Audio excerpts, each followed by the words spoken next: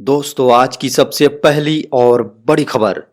झारखंड के कृषि मंत्री बादल पत्रलेख एवं गोड्डा सांसद डॉक्टर निशिकांत दुबे ने श्रावणी मेले का किया उद्घाटन।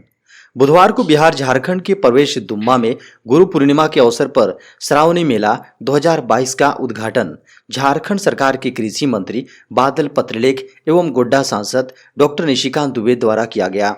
इस दौरान पंडितों ने वैदिक मंत्र उच्चारण किया एवं समारोह पूर्वक फीता काटकर मेला का उद्घाटन किया।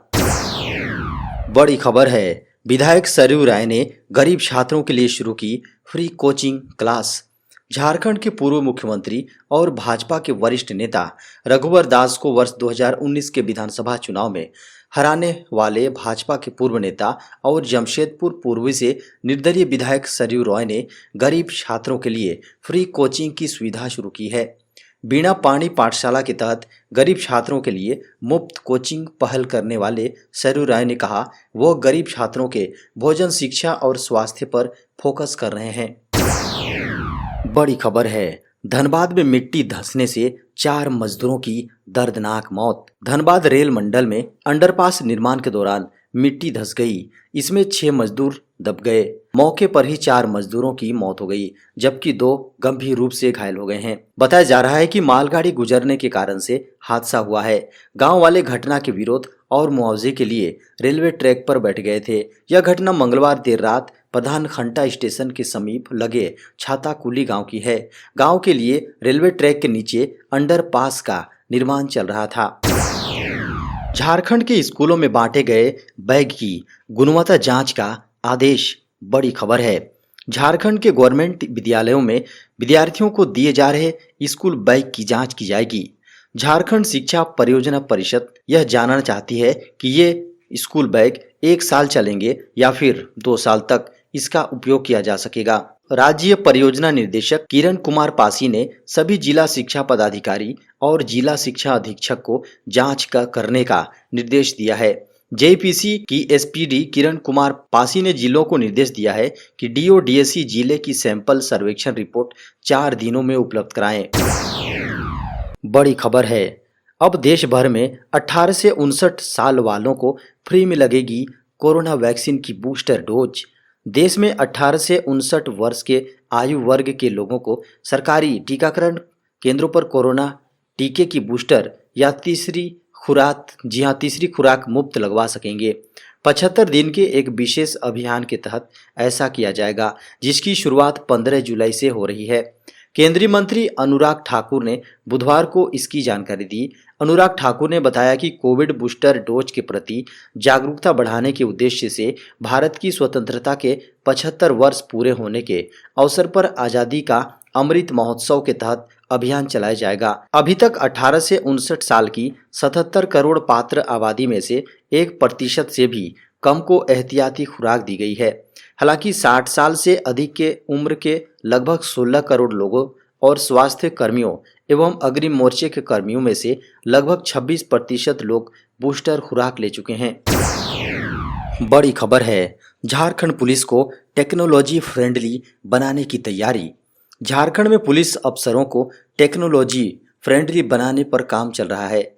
पुलिसिंग में टेक्नोलॉजी के प्रयोग को अधिक से अधिक कारगर कैसे बनाया जाए, इसे लेकर योजना बनाया जा रहा है। केंद्र सरकार की नेशनल टेक्नोलॉजी मिशन के तहत झारखंड में पुलिस कर्मियों को टेक्नो सेवी बनाने को लेकर 1 दर्जन आईपीएस अधिकारियों को पुलिस मुख्यालय ने टास्क दिया था। इस टास्क के तहत आईपीएस अधिकारियों ने अपने स्तर से योजना बनाई है कि पुलिसिंग में टेक्नोलॉजी के इस्तेमाल को कैसे बढ़ावा दिया जाए। सारे आईपीएस अधिकारियों से अलग अलग आए फीडबैक के आधार पर झारखंड पुलिस मुख्यालय के द्वारा एक पेपर केंद्रीय गृह मंत्रालय को दिया जाएगा। इसके बाद इसी आधार पर पुलिस में टेक्नोलॉजी के इस्तेमाल को बढ़ाने की दिशा में काम होगा। बड़ी खबर है, सीरम इंस्टीट्यूट ने बनाई भारत की पहली सर्वाइकल कैंसर वैक्सीन। भारत में महिलाओं को दूसरी सबसे ज्यादा होने वाली बीमारी का बीमारी का तोड़ निकाल लिया गया है। जानलेवा सर्वाइकल कैंसर को लेकर भारत में बड़ी खुशखबरी है। बता दें कि सर्वाइकल कैंसर हर साल कई महिलाओं को जान ले लेता है। बता दें कि इस बीमारी से अब तक निपटने के लिए भारत में ही सर्वाइकल कैंसर की वैक्सीन बनेगी। इसके लिए डीसीजीआई ने सीरम इंस्टीट्यूट ऑफ इंडिया को वैक्सीन बनाने की मंजूरी दे दी है। फिलहाल भारत के पहले क्वाड्रीवेंटेन ह्यूमन पेपिलोमा वायरस वैक्सीन के निर्माण शुरू हो जाएगा। बताया जा रहा है कि ये वैक्सीन जल्द बाजार में उपलब्ध हो जाएगी। इसको लेकर सीरम इंस्टीट्यूट ऑफ इंडिया के सीईओ आदार पूनावाला ने ट्वीट कर जानकारी दी है। उन्होंने बताया कि इस गंभीर बीमारी से लड़ने वाली यह पहली वैक्सीन है जो भारत में बनेगी। जल्द जारी होने वाला है सीबीएसई बोर्ड 10वीं 12वीं का रिजल्ट। सीबीएसई बोर्ड 10वीं 12वीं के छात्रों के रिजल्ट का इंतजार खत्म होने वाला है। Central board of secondary education 15 जुलाई 2022 को कक्षा 10वीं का रिजल्ट जारी कर सकता है। इसके बाद 12वीं के परिणाम घोषित किए जाएंगे। मीडिया की खबरों को माने तो सीबीएसई ने कक्षा 10वीं के कॉपियों का मूल्यांकन पूरा कर लिया है और छात्रों के अंकों को साइट पर अपलोड कर दिया गया है। बोर्ड अब किसी भी वक्त रिजल्ट की घोषणा कर सकता है। रिजल्ट जारी होने के बाद छात्र सीबीएसई बोर्ड की आधिकारिक वेबसाइट cbse.gov.in और cbseresults.nic.in पर अपना एग्जाम रिजल्ट देख सकेंगे। बड़ी खबर है, रेलवे स्टेशन मास्टर सहित कई पदों पर निकली भर्तियां। इंडियन रेलवे ने स्टेशन मास्टर सहित कई पदों पर भर्तियों के लिए नोटिफिकेशन जारी किया है। इन पदों के लिए आवेदन की प्रक्रिया शुरू हो गई है। अभ्यर्थी आधिकारिक वेबसाइट wcr.indianrailways.gov.in के माध्यम से 28 जुलाई 2022 तक आवेदन कर सकते हैं। बता दें कि यह भर्ती पश्चिम मध्य रेलवे की ओर से निकाली गई हैं। अभ्यर्थी इन पदों के लिए निर्धारित अंतिम तिथि या उससे पहले तक आवेदन कर सकते हैं। इस भर्ती प्रक्रिया के जरिए कुल 121 रिक्त पदों को भरा जाना है। स्टेशन मास्टर, वरिष्ठ वाणिज्यिक सह टिकट क्लर्क और वरिष्ठ लिपिक सह टाइपिस्ट पदों के लिए आवेदन करने वाले अभ्यर्थी के पास किसी भी मान्यता प्राप्त विश्वविद्यालय से ग्रेजुएशन की डिग्री होनी चाहिए। वहीं अन्य पदों के लिए अभ्यर्थी का किसी भी मान्यता प्राप्त बोर्ड से जहां 12वीं पास होना अनिवार्य है। देश में पिछले 24 घंटे में कोरोना वायरस के मिले 16,906 नए मामले। देश में फिलहाल सक्रिय मामलों की संख्या 1,32,457 है। एक दिन पहले देश में संक्रमण के 13,615 नए मामले सामने आए थे, लेकिन बुधवार को फिर इसकी संख्या बढ़ गई है। पिछले कई दिनों से देश में संक्रमण के मामले हर दिन 10,000 से अधिक आ रहे हैं। इसी के साथ देश में संक्रमितों की संख्या बढ़कर 4,36,69,850 पहुंच गई है। इस महामारी के कारण से देश भर में अभी तक कुल 5,25,519 लोगों की मौत हो चुकी है। कोरोना वायरस संक्रमण के लगातार बढ़ते मामलों पर WHO ने भी चिंता जताई है। WHO के चीफ अदानोम घेब्रेयेसस ने कहा है कि संक्रमण का खतरा अभी बिल्कुल भी टला नहीं है। उन्होंने कहा कि वायरस की नई लहरों से साफ है कि कोविड-19 अभी खत्म नहीं हुआ है। जैसे ही वायरस हमें झटका देता है, हमें पीछे हटना चाहिए। बड़ी खबर है, सप्ताह में 3 दिन छुट्टी के लिए करना होगा और इंतजार। 1 जुलाई से लागू होने वाला नया लेबर कोड फिलहाल अटक गया है। केंद्र सरकार चाहती थी कि सभी राज्य एक साथ नए लेबर कोड लागू करें, लेकिन बात नहीं बनी और कानून फिलहाल अधर में लट गया है।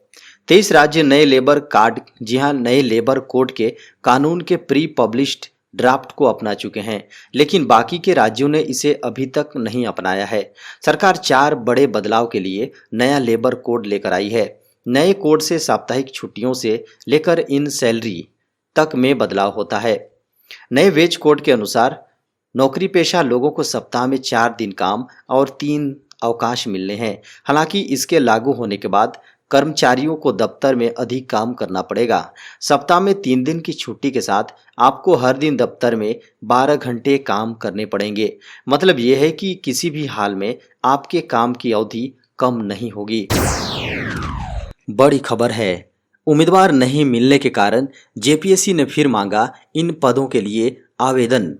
जेपीएससी की ओर से कृषि पशुपालन एवं सहकारिता विभाग के अंतर्गत भूमि संरक्षण विभाग के निदेशक पद पर नियुक्ति के लिए फिर योग्य उम्मीदवारों से आवेदन मांगे गए हैं।